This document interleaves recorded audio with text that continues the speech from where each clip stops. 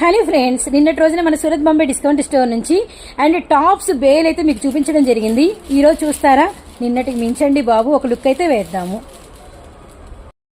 So నిన్నటి రోజున మనం బేల్ చూపించాం కదండి, కలెక్షన్ కలెక్షన్ కలెక్షన్ అని.